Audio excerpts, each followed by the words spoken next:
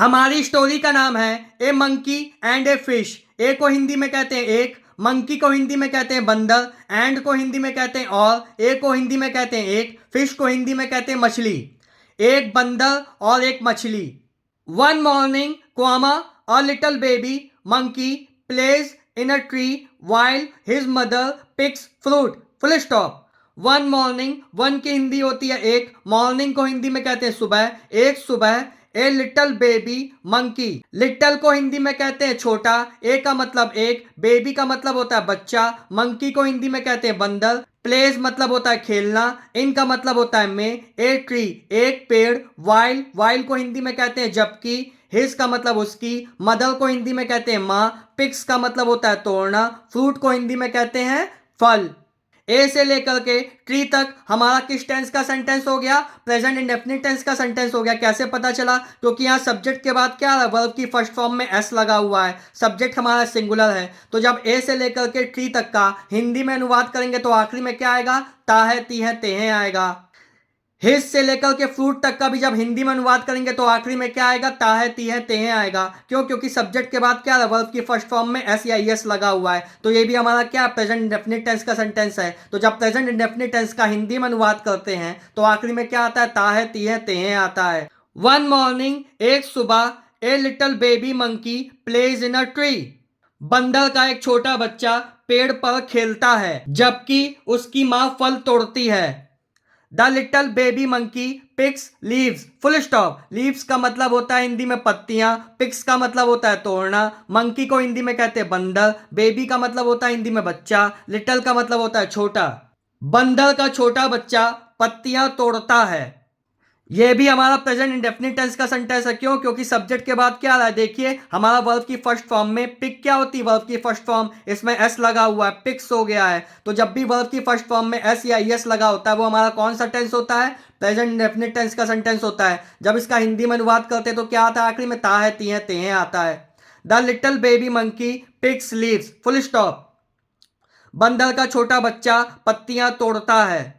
He throws the leaves into the water full stop. He से लेकर के water तक हमारा किस टेंस का सेंटेंस है? प्रेजेंट इंडेफिनिट टेंस का सेंटेंस है। कैसे पता चला? क्योंकि सब्जेक्ट के बाद क्या है, वर्ब की फर्स्ट फॉर्म में एस या एस लगा हुआ है। तो जब ही से लेकर के वाटर तक का हिंदी में अनुवाद करेंगे तो आखिरी में क्या आएगा? ता है, ती है, ते हैं आएगा। क्यों? क्योंकि ये क्या है, प्रेजेंट इंडेफिनिट टेंस का सेंटेंस है।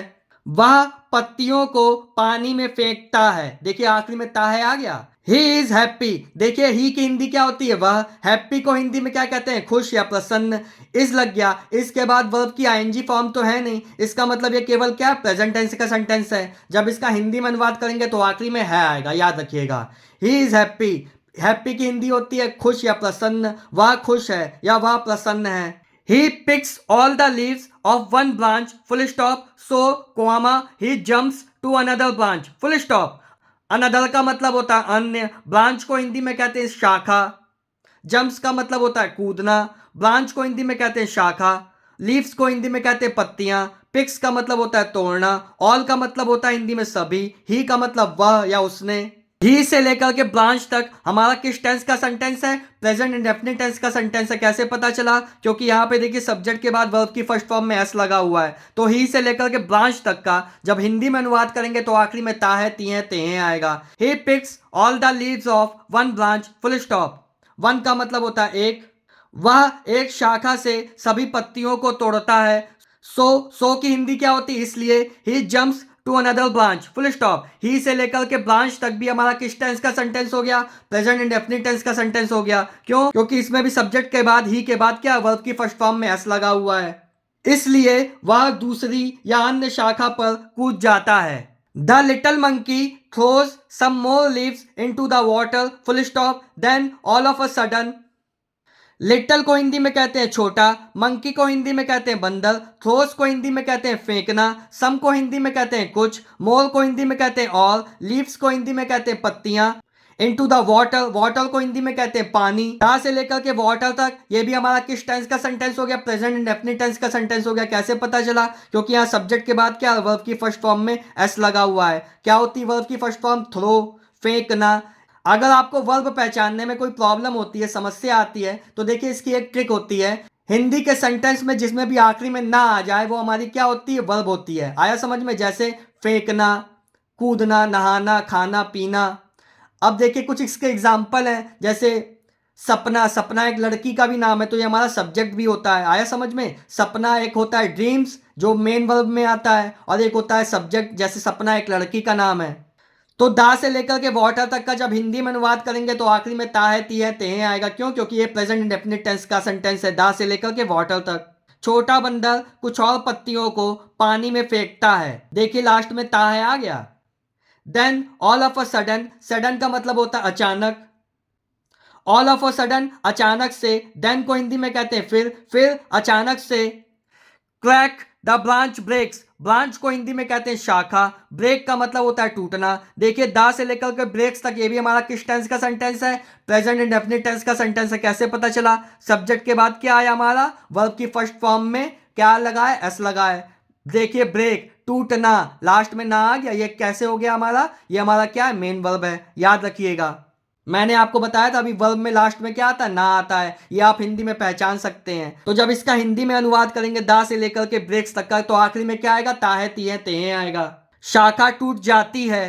As the little monkey falls comma a big fish jumps out of the water, full stop. Water को हिंदी में कहते हैं पानी, जम्प्स को हिंदी में कहते हैं कूदना, बिग को हिंदी में कहते हैं बड़ा, ए का मतलब एक, फिश को हिंदी में कहते हैं मछली, मंकी को हिंदी में कहते हैं बंदर, लिटल को हिंदी में कहते हैं छोटा, फॉल्स का मतलब होता है गिरना। एज एज जैसे ही, एज से लेकर के फॉल्स तक हमारा किस टेंस का सेंटेंस है, प्रेजेंट इंडेफिनिट टेंस का सेंटेंस है। कैसे पता चला? क्योंकि सब्जेक्ट के बाद देखिए क्या आ रहा, वर्ब की फर्स्ट फॉर्म में एस लगा हुआ है। वर्ब की फर्स्ट फॉर्म क्या है, फॉल। फॉल में क्या लगा, एस लगा है। फॉल को हिंदी में क्या कहते हैं, गिरना। देखिए ना आ गया आखिरी में।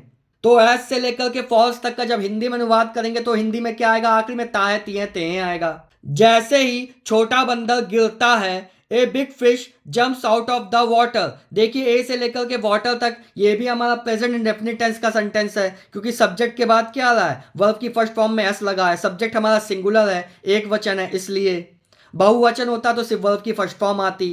जंप हमारी क्या होती है, वर्ब की फर्स्ट फॉर्म। इसका हिंदी में मतलब कूदना।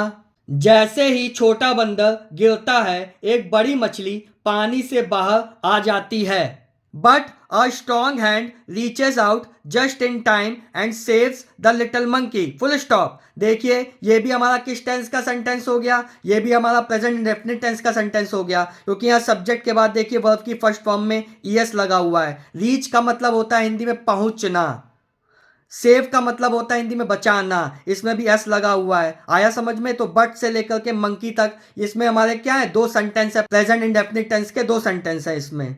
बट को हिंदी में कहते हैं लेकिन, ए को हिंदी में कहते हैं एक, स्ट्रॉन्ग को हिंदी में कहते हैं मजबूत या ताकतवर, हैंड को हिंदी में कहते हैं हाथ, रीचेस का मतलब पहुंचना, out just in time, just in time, time का मतलब होता है समय, जस्ट मतलब समय पर, एंड को हिंदी में क्या कहते हैं, एंड को हिंदी में कहते हैं और, saves the little monkey, save को मतलब कहते हैं हिंदी में बचाना, द लिटिल, लिटिल को हिंदी में कहते हैं छोटा, मंकी को हिंदी में क्या कहते हैं, मंकी को हिंदी में कहते हैं बंदर। लेकिन एक मजबूत हाथ सही समय पर पहुंचता है, एंड और सेव्स द लिटिल मंकी, और छोटे बंदर को बचा लेता है।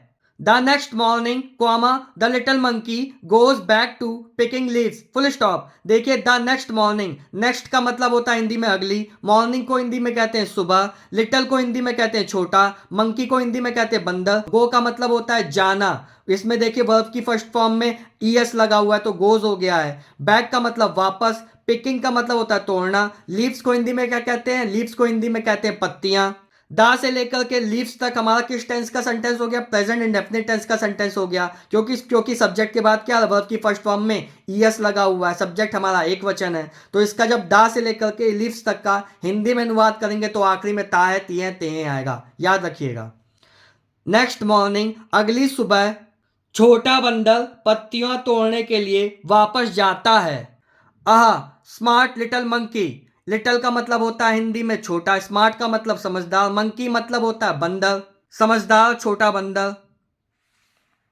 ही learns how to keep himself safe in the tree, full stop. He learns, ये हमारा किस टेंस का सेंटेंस है? प्रेजेंट इंडेफिनिट टेंस का सेंटेंस है। क्यों? क्योंकि सब्जेक्ट के बाद क्या, वर्ब की फर्स्ट फॉर्म इसमें क्या लगा हुआ है? एस लगा हुआ है। लर्न को हिंदी में क्या कहते हैं? सीखना। मैंने आपको हिंदी में वर्ब पहचानने की, क्रिया पहचानने की क्या ट्रिक बताई है? लास्ट में ना आएगा, कुछ अपवाद भी बताएं, याद रखिएगा।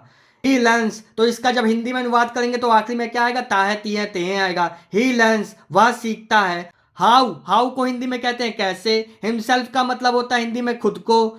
सेफ का मतलब होता है सुरक्षित।